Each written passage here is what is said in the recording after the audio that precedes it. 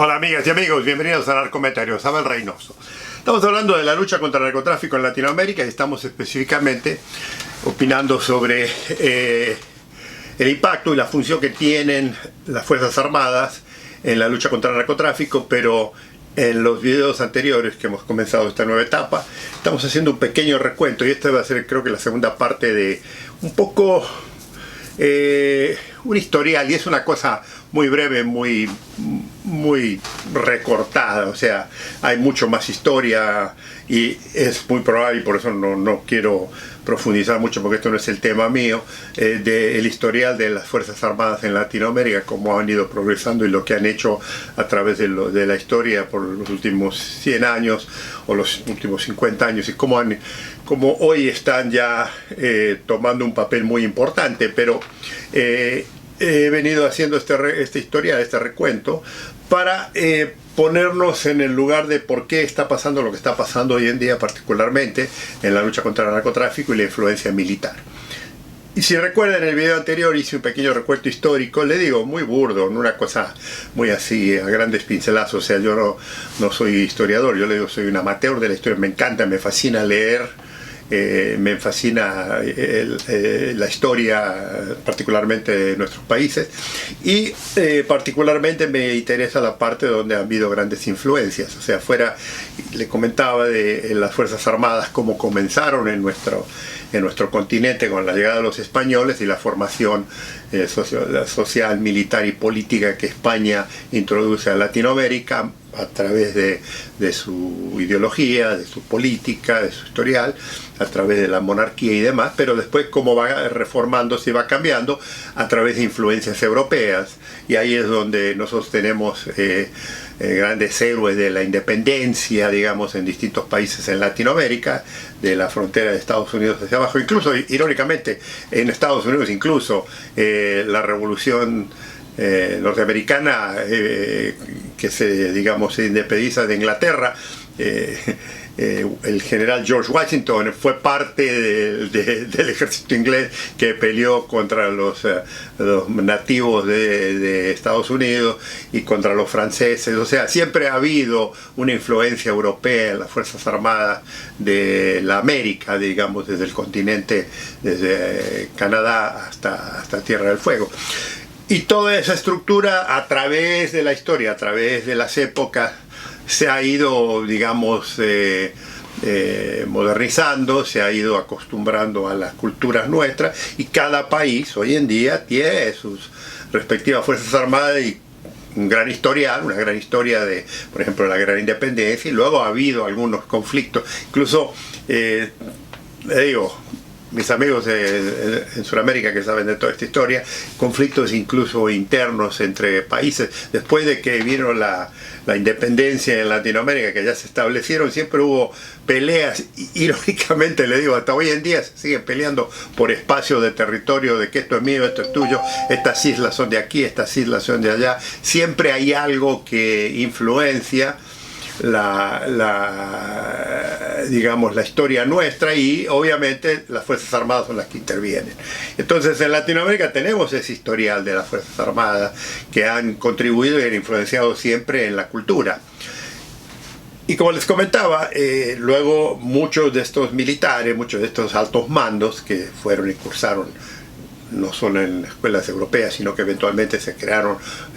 las escuelas militares en Latinoamérica, llegaron a grandes rangos dentro de su país, y muchos de ellos eventualmente, después que se retiraron, y algunos en servicio, optaron por ejercer la carrera política, y muchos de ellos, analice la historia, en algunos países más que en otros, usted va a ver una cantidad enorme de influencia militar en la política, en la que los militares eran los que repartían y cortaban la torta o el pastel, como usted le quiera decir. Todo esto estuvo, le digo, muy interesante durante muchos años, y la influencia socioeconómica, obviamente, de la repartición de las tierras, de la ganadería, de los minerales, todo eso tiene una influencia con las grandes familias, con las grandes alcurnias de Latinoamérica, pero también respaldado por la fuerza militar. Muchas veces estos militares se han unido con estas sociedades de alto nivel, y ellos han protegido los intereses de los negocios que se representan, que es lo que yo le comentaba, que cuando hay guerras generalmente, y esto no es necesariamente en nuestros países únicamente, sino en todo el mundo, generalmente son las Fuerzas Armadas la que protege, o sea, los intereses económicos y financieros del país. O sea, hablamos hoy en día de que hay guerras en este lugar, en tal lugar, que hay guerras que son continuas, que no, y si usted los analiza, y cuando ve usted que le hablan de que la guerra existe por ideologías, por culturas, por cosas religiosas, sí, está muy bien, pero analícelo detrás de todo eso y va a ver que siempre hay un matiz económico, una fuerza económica muy importante. Si estudia usted la historia de las guerras a través de sus principios, sobre todo en la época moderna, va a ver que hubo grandes financieros, grandes banqueros del mundo que financiaron esta guerra. Financiaron porque se beneficiaban ellos, ¿no? Intercambiaban equipo, vendían armas, proveían munición, proveían comida, proveían transporte. O sea, todo esto, atrás de todas las grandes guerras siempre hay una gran cantidad de dinero. Napoleón dijo, ¿cuál es el elemento más importante para ganar una batalla, para ganar una guerra? Y él siempre dijo, dinero, dinero y dinero. ¿Por qué? Porque sin dinero usted no puede comprar todo lo que necesita para hacer ese conflicto. Tal es así que los conflictos de la independencia nuestros en Latinoamérica fueron casi todos financiados por intereses europeos. O sea, los españoles estaban aquí, pero los ingleses querían entrar, los franceses tenían intereses, incluso Estados Unidos financió muchas de las guerras de la revolución en contra de España por intereses económicos, obviamente, ¿no? Y hoy en día sigue esa mentalidad. Bueno, pero no me quiero meter mucho en eso, pero sí tengo que hacer ese recuento, tengo que hacer esa historia, porque hay una parte muy importante que la quiero digamos, mencionar. Yo ya esto lo había hablado cuando hablé de por qué en videos muy anteriores a lo del narcotráfico, cuando hablé de los problemas de las policías, de las fuerzas policiales en Latinoamérica, que por qué la ciudadanía en Latinoamérica, particularmente en nuestros países, no los confían. O sea, hay una razón por la que la policía no es respetada, no es confiable,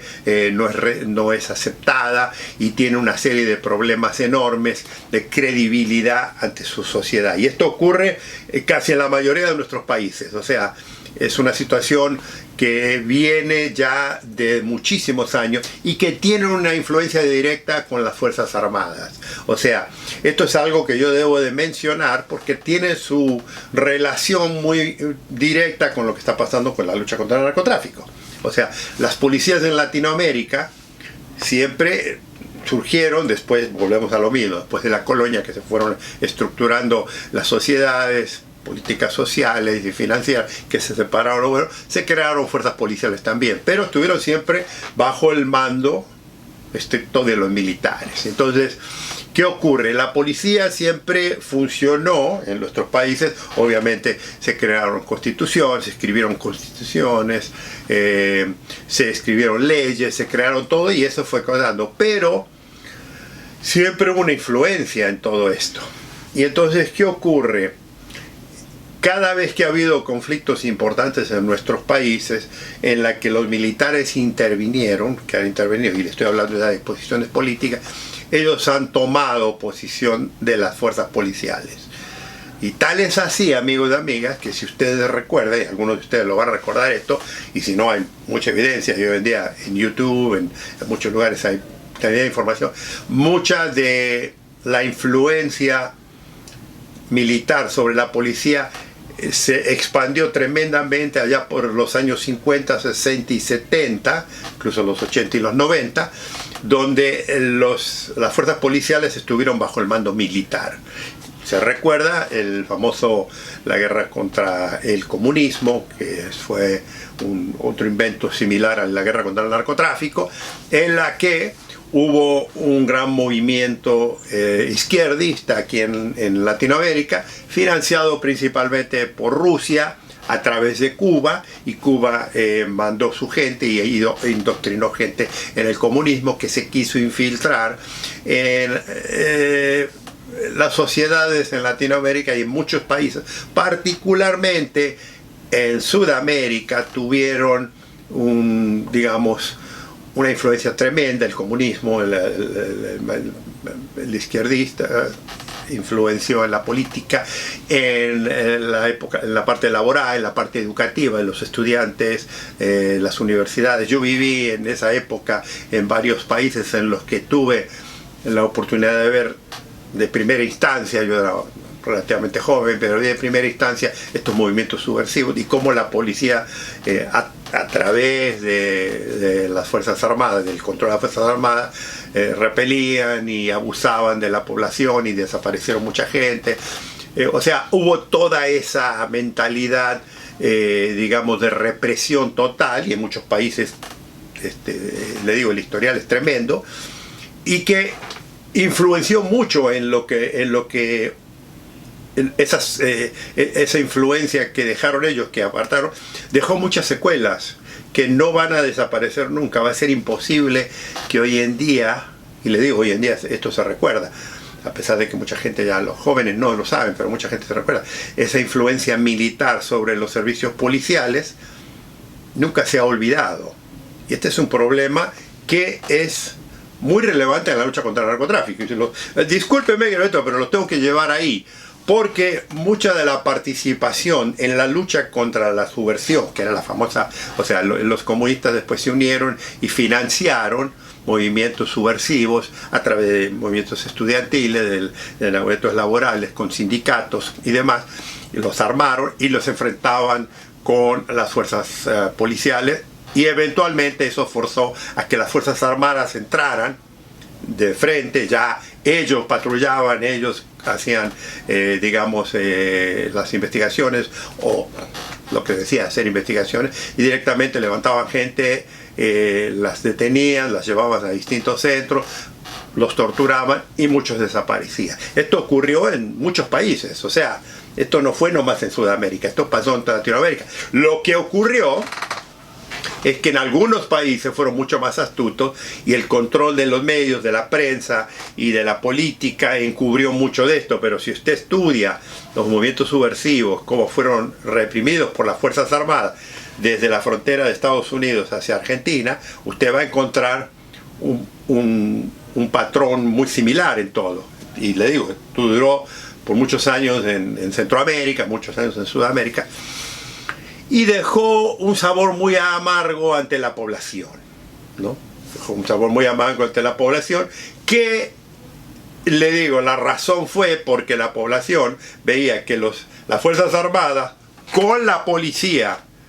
de su lado, utilizaban la ley, supuestamente, y la policía para hacer esa actividad de reprimir a la gente, de desaparecer gente y todo eso. Y eso causó mucho problema durante muchos años, políticamente hablando, destruyó mucha credibilidad del sistema policial, porque los policías bajo los mandos militares se sentían imposible de enfrentar. O sea, usted no podía decir nada en contra de la policía, porque además todos los jefes de la policía en esas épocas, la mayoría eran todos militares. Entonces trabajaban más o menos, y muchos de los delitos que supuestamente la policía no se cometía, porque hay una y aquí desafortunadamente hay un mito un poco. Se decía que cuando los militares estaban en control, el crimen había reducido tremendamente. No, lo que pasaba era que los militares levantaban a todo el mundo en la calle, con los policías, levantaban a cualquiera en la calle que cometía y lo desaparecían, o los golpeaban, los torturaban. No había procesos legales. Sí, el sistema estaba, pero si usted analiza la parte judicial del tema cuando estamos hablando de las épocas en las que los militares coparon mucho de nuestro país en la seguridad, hicieron muchas atrocidades, porque el sistema militar no tiene que responder a nadie, excepto ellos. Claro, amigos, amigas, yo entiendo esto. Yo sé que le van a decir, no, estoy equivocado, porque la justicia, porque la Constitución, porque la presidencia, porque la orden, es todo un cuento. Los militares tienen un sistema que ellos han creado y que se protegen mutuamente, y que es muy difícil de, digamos, de enfrentarse. O sea, usted vaya y trate de enfrentar a las Fuerzas Armadas en su país, si cometen algunas atrocidades, a ver dónde llega. O sea, le digo, y esto, vuelvo a repetir, amigos, no estoy diciendo que todas las Fuerzas Armadas son negativas, que todos los militares están mal, que las Fuerzas Armadas son lo peor. No, estoy simplemente haciendo una puntuación histórica de esto, de lo que pasó. Ahora, lo más importante que quiero que rescate de todo esto, amigos, y lo voy a hablar en el próximo video, que toda esta intervención militar en Latinoamérica en contra del comunismo, muy importante, en la que se infiltraron a las Fuerzas Armadas en los temas policiales, los temas de seguridad, en la que, digamos,